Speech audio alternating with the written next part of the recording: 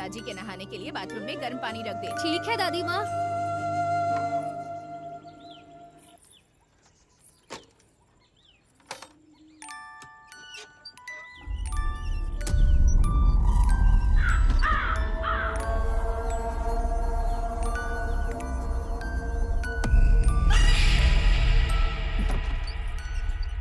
क्या हुआ? बाथरूम में जाने से डर क्यों रही है? अंदर कोई भूत बैठा है क्या? ठीक है, जल्दी से अंदर जा, नहीं तो तेरे पिताजी चिल्लाएंगे।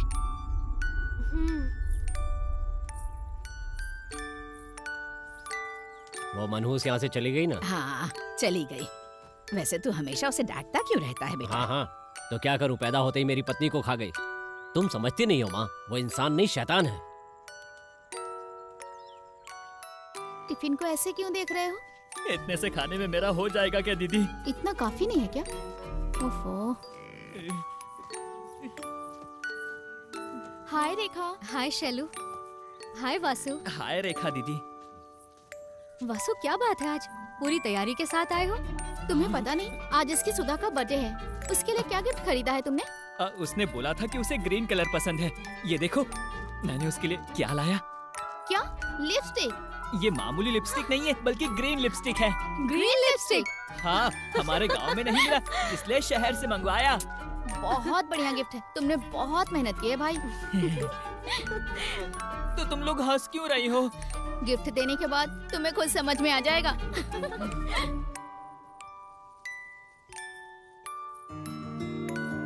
रेखा, तेरा कालिदास।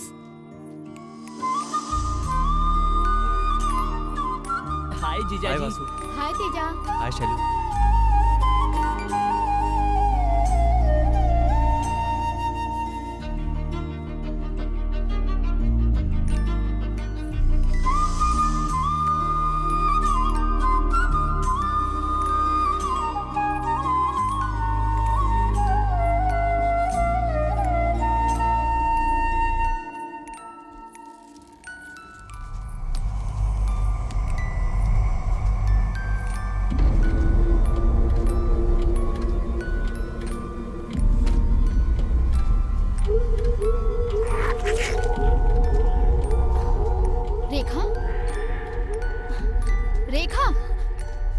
पेड़ के पास आते ही स्लो हो जाती हो और इसे घूरने लगती हो।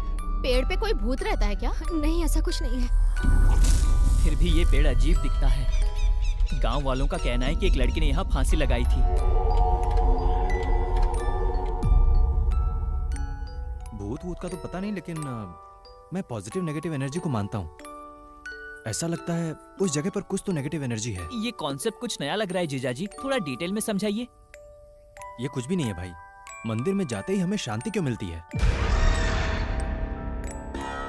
वहां मंदिर का घंटा, आरती, दिया, ये सब है पॉजिटिव एनर्जी।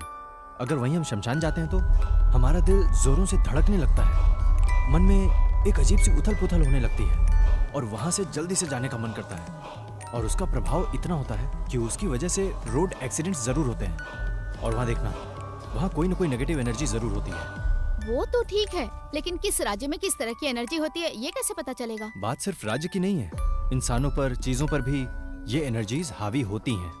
साइंटिफिकली इन्हें ऑरा कहते हैं। विदेशों में स्पेशल फोटोग्राफी तकनीक की मदद से इन्हें कैप्चर भी किया गया है। तो फिर हो सकता है हमारे यहाँ भी शायद कुछ वैसा ही हो। अच्छा ठीक है, हम लोगों में कैसी एनर्जी है बताओ? तुम दोनों ना पॉजिटिव इंसान हो, तुम लोगों में से पॉजिटिव एनर्जी आती है। और रेखा के बारे में मैं बता नहीं सकता। ऐसा क्यों? हम तो अभी दोस्त बने हैं, लेकिन रेखा तो तुम्हारे बचपन की दोस्त है ना? मैं अपने बारे में जैसे तैसे करके बता सकता हूँ, लेकिन इसके बारे में नहीं बता सकता। कभी वो काले बादलों के बीच छिपी चमकीली बिजली लगती है। जब हम बाहर से देखते हैं तो हमें बादल काले दिखते हैं, लेकिन अंदर से बहुत रोशनी फैलाती है। ये कालिदास तुमसे प्यार करने लगा है। चुप रहना तू। वैसे ये सब कुछ आपको कैसे पता? भगवान ने मुझे एक मामा दिया है। वो शंकर मामा जी है ना? हाँ यार। शाम को कॉलेज के बाद उनके पास जाएंगे। उनकी कहानियां सुनने में अच्छा लगता है। ठीक है।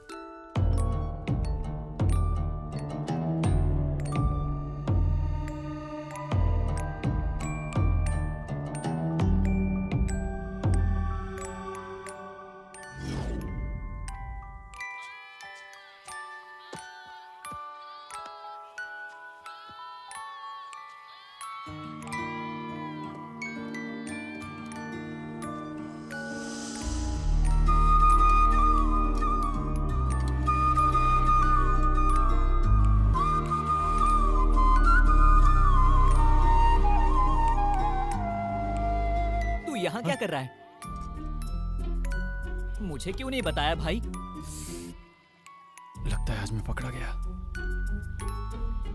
अरे यार वो क्या है ना कि इतनी भूख लगी थी तो मुझसे मांग लेता, मैं अपना बॉक्स भी तुझे दे देता।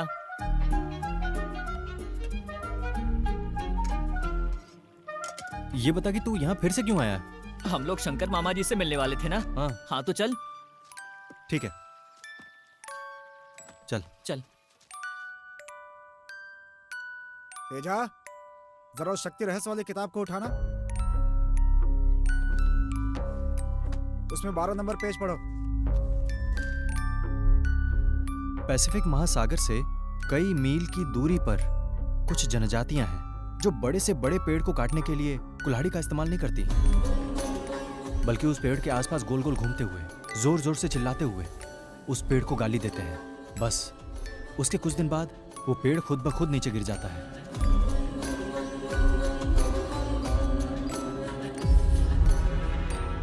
यहां पेड़ को किसने गिराया? Negative energy. उस पेज के नीचे जो पैराग्राफ है उसे पढ़ो। कैंसर ट्रीटमेंट में गाइडेड इमेजरी नामक एक टेक्निक है। वे मरीजों से कहते हैं कि वे कल्पना करें कि पिरान्हा मछली आती है और कैंसर की गांठ खा रही है, जिससे पेशेंट ठीक हो जाते हैं। यहां किसने काम किया? पॉजिटिव एनर्जी, यानी हमारी सोचने की शक्ति। उसके मंत्र को उच्चार करके यंत्र विद्या की शक्ति से हम जो चाहे हासिल कर सकते हैं। मामा, तांत्रिक वाले पूजा पाठ सच में होते हैं? रामायण के युद्ध में रावण का बेटा इंद्रजीत जब निकम्बुला देवी की पूजा कर रहा था, लक्ष्मण उस पूजा को भंग करने के लिए वानर सेना के साथ हमला करते हैं। क्योंकि पूजा पूरी हो जाती तो इंद्रजीत को राम के अलावा कोई नहीं मार सकता था। बहुत से लोग ये बात जानते हैं कि निकुम्बला देवी एक दुष्ट देवी है। इंद्रजीत उनके सामने अपने सर का बलिदान करना चाहता था। महाभारत में बर्बरीक भी तांत्रिक पूजा ही करता था। कुरुक्षेत्र का युद्ध आरंभ होने से पहले भीम का बेटा घटोत्कच बर्बरीक का बलि चाहता था। कृष्ण से पांडवों की विजय के लिए बर्बरीक ने खुशी खुशी अपना सिर कृष्ण को अर्पित कर दिया था। बर्बरीक ने भले ही अपना शरीर गंवा दिया था, लेकिन उसने पूरे महाभारत को अपनी आंखों से देखा था। उतनी दूर क्यों जाएं? हम छोटे बच्चों की नजर उतारते हैं ना, गाड़ी पर नींबू लगाते हैं, घर के सामने रंगोली, ये सब तांत्रिक विधियां ही तो हैं। मामा, कहीं तुम शूद्र पूजा तो नहीं करते हो ना? ऐसा कुछ नहीं है। हमें मैजिक दिखाइए ना। हाँ, चलो दिखाता हूँ, चलो। आब्राकडाब्रा, आब्राकडाब्रा, आब्राकडाब्रा। देख लिया ना? ये लो, ये तुम्हारे लिए।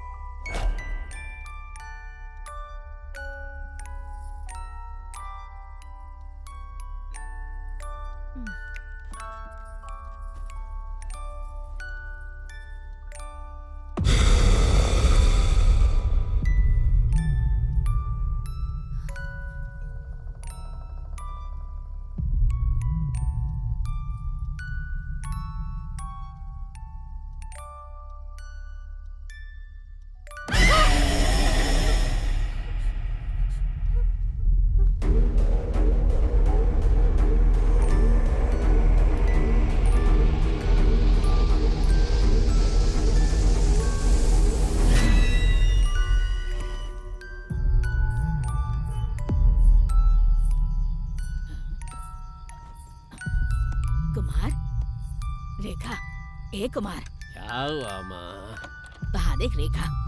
क्या देखूं, उसकी तो ये रोज की आदत हो गई है, चैन से सोने भी नहीं दे रही है। अरे अब जब वो ऐसी है तो क्या कर सकते हैं। अरे देखना, वो अकेली जा रही क्या है। है माँ? कुछ ना बेटा। मरती है तो मरने दो, तुम्हें जाना है तो तुम भी साथ में चली जाओ और लौट के वापस मत आना। दिमाग खराब करके रख दिया। अरे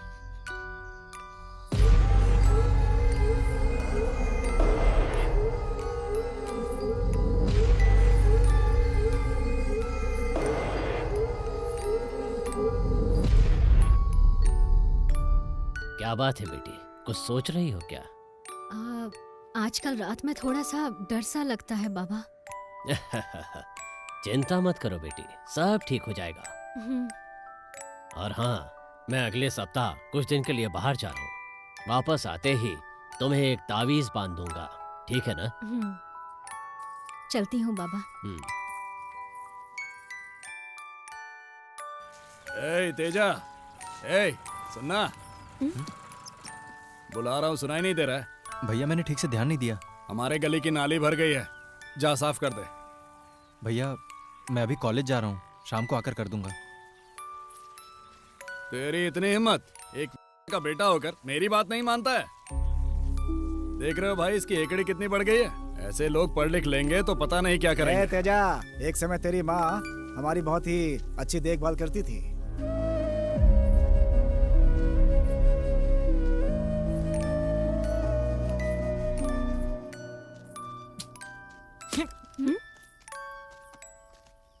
क्या हुआ? मैं इतना खामोश नहीं रह सकता।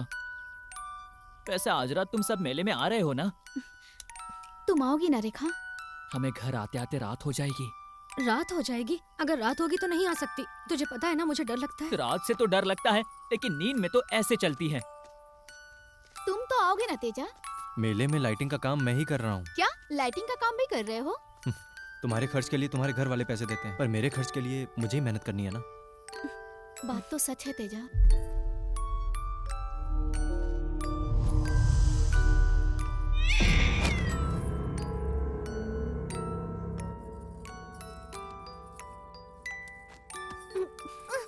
कौन है? कौन है?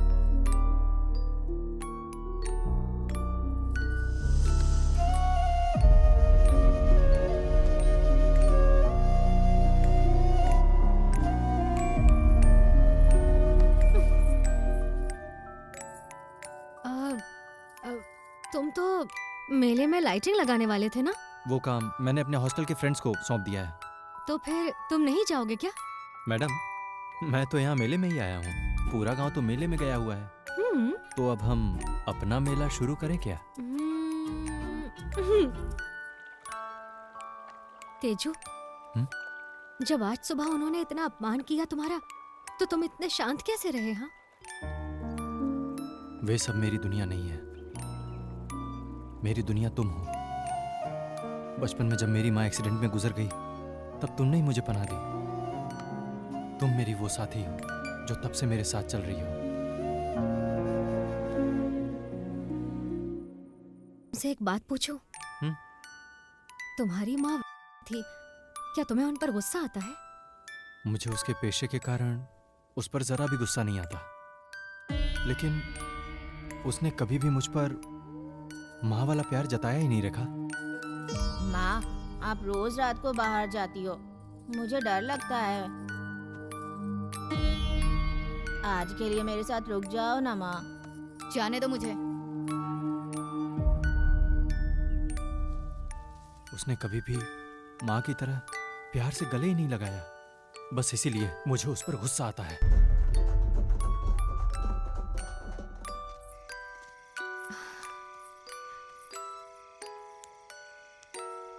मैं थोड़ी देर और तुम्हारे साथ रहना चाहता हूँ। लेकिन मुझे जाना पड़ेगा तेजू।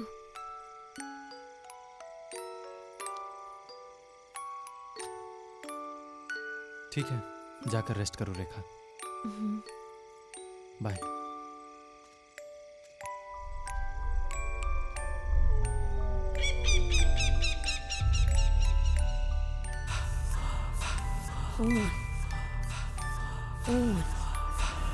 रेखा, मुझे खून चाहिए। खून, तुम मुझसे बच नहीं सकती रेखा। खून, मुझे खून चाहिए रेखा। खून खून खून, मुझे खून चाहिए।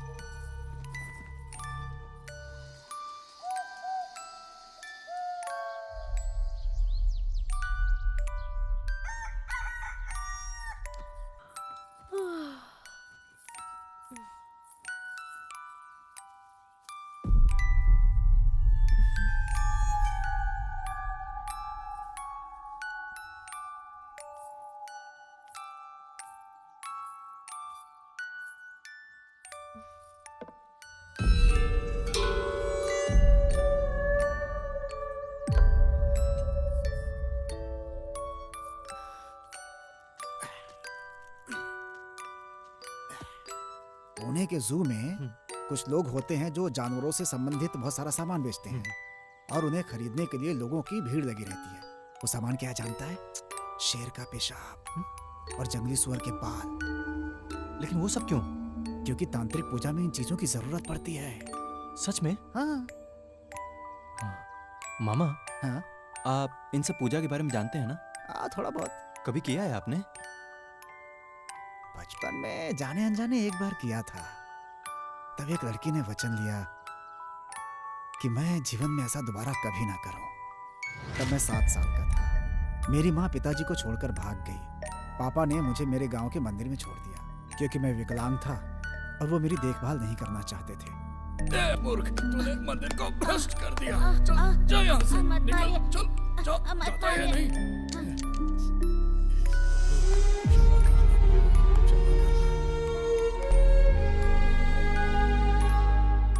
और उसे मुझ पर दया आ गई और मुझे प्रतिदिन प्रसाद खिलाती थी। उन्होंने मुझे स्कूल में पढ़ने के लिए प्रोत्साहित किया। मुझे 5 साल तक हर रोज बिना चुके खाना खिलाया करती थी। अब जरा सोचो कि वो कितनी महान लड़की थी, उसके कितने एहसान थे मेरे ऊपर। इसीलिए मैं उसे बहुत पसंद करता था। वो प्यार था और उसी समय मुझे तांत्रिक बनने का जुनून सवार हो गया। अच्छा मामा, आपने सबसे पहली शूद्र पूजा कौन सी की थी?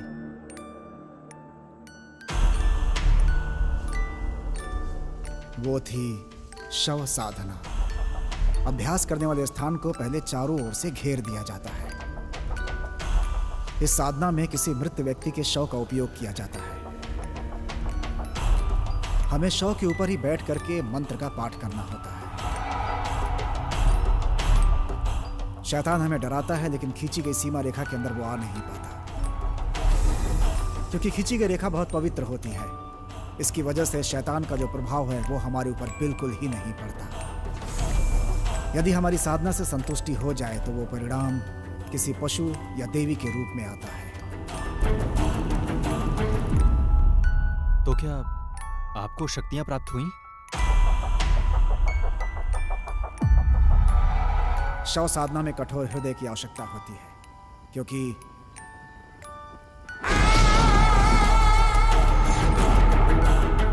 कई बार जब हम अभ्यास में लीन होते हैं तो इसकी संभावना होती है कि शव उठ करके बैठ जाए। ज्यादातर लोगों का इस वजह से हार्ट अटैक हो जाता है, लेकिन जो इसे सह जाए वो सफल हो जाता है। मेरी पूजा में यह हुआ कि मैं बेहोश हो गया। मुझे होश आने में कई दिन लग गए। वो मुझे देखने अस्पताल आई और मेरा हाल भी पूछा। मैंने उसे सब सच सच बता दिया। उसने मुझे डांटा और मुझसे वचन लिया कि मैं दोबारा ऐसी पूजा कभी ना करूं। ओहो, तो फिर आपने पूजा करनी छोड़ दी क्या? नहीं बेटा, मैंने एक बार फिर कोशिश की। क्या किया? वशीकरण। हाँ? वशीकरण किस पर किया? उसी के ऊपर।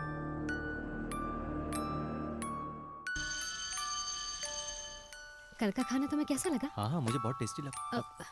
दीदी अभी तक कॉलेज से क्यों नहीं लौटी? मुझे लगता है वो प्रैक्टिकल में लेट हो गई होगी वासु। वैसे ये प्रैक्टिकल्स की तरह क्यों नहीं होते? तेरा प्रैक्टिकल कैसा रहा? वैसे तो लोग पढ़ाई में अच्छे होने के बाद भी पास नहीं होते और कुछ लोग तो ऐसे ही भाग जाते हैं। ऐसा क्यों? केमिस्ट्री के प्रैक्टिकल में धुआं निकलते ही सब भागने लगते हैं। हाय। हाय। दीदी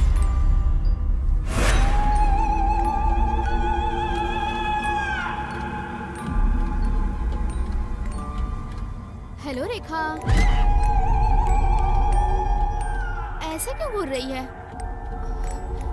कुछ नहीं।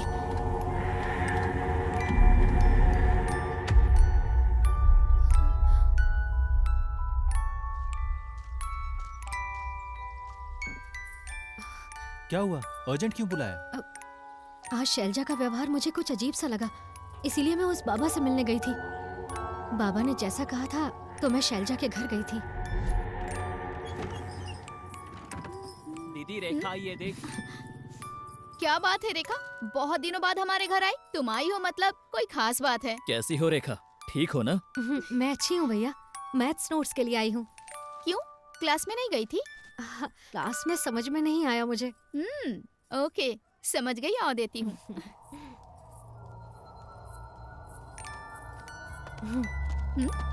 जरा इसमें एक बार फूंक मार। ये क्या है? फूंक तो सही।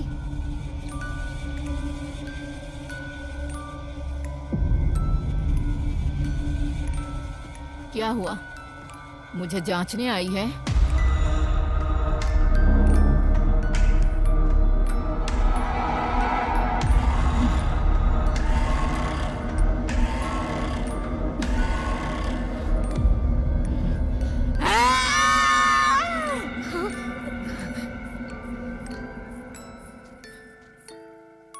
बाबा ने जैसा कहा था मैंने शैलजा की वैसी परीक्षा ली।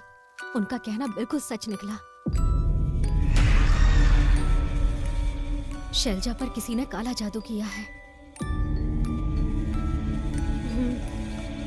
लेकिन बाबा कुछ दिनों के लिए कहीं पर जा रहे हैं, वो वापस आ जाएंगे। लेकिन तुम तो जानते हो मैं ज्यादा बातें किसी से नहीं करती।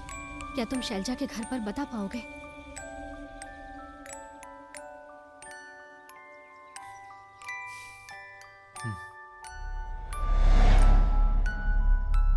शैलजा पर पथला कुट्टी नामक शूद्र प्रयोग किया गया है, ऐसा बाबा को संदेह है। क्या? शैलजा पर? पर ऐसा क्यों होगा? माँ, बाबा के कहे अनुसार आज से 12 दिनों तक शैलजा की सेहत दिन ब दिन बिगड़ती जाएगी और फिर 12वें दिन से 16वें दिन तक वो हर रोज रात में शमशान में जाएगी। अगर ऐसा हुआ तो ये निश्चित हो जाएगा कि उस पे पथला कुट्टी का अभ्यास किया गया है। अंतिम चरण 16वें दिन होता है। उस दिन शैलजा पर ऐसा करने वाला तांत्रिक शमशान में आता है, शूद्र पूजा करता है और उसे रक्त मिला हुआ भोजन खिलाता है। इससे पहले कि खाना शैलजा के होठों को छुए, एक ही बार में तांत्रिक की गर्दन को काटना। अगर तांत्रिक की गर्दन एक ही बार में नहीं कटती या अगर खाना शैलजा के होठों को छू गया तो हमारा प्रयास व्यर्थ हो जाएगा। हमारी शैलजा को बचाने का एकमात्र तरीका बस यही है। ये क्या बकवास कर रहे हो तुम? दिमाग तो ठिकाने पर है ना? इतने पढ़े लिखे हो तुम लोग, इस पे विश्वास कैसे कर लिया? किसका सिर धड़ से अलग करना है? भैया तेजा की बात सच है। रेखा, तुम ये क्या कह रही हो? शैलजा को कोई समस्या होगी, डॉक्टर के पास मैं लेके जाऊंगा, लेकिन लग रहा है कि उसके पहले तुम लोगों को लेके जाना पड़ेगा।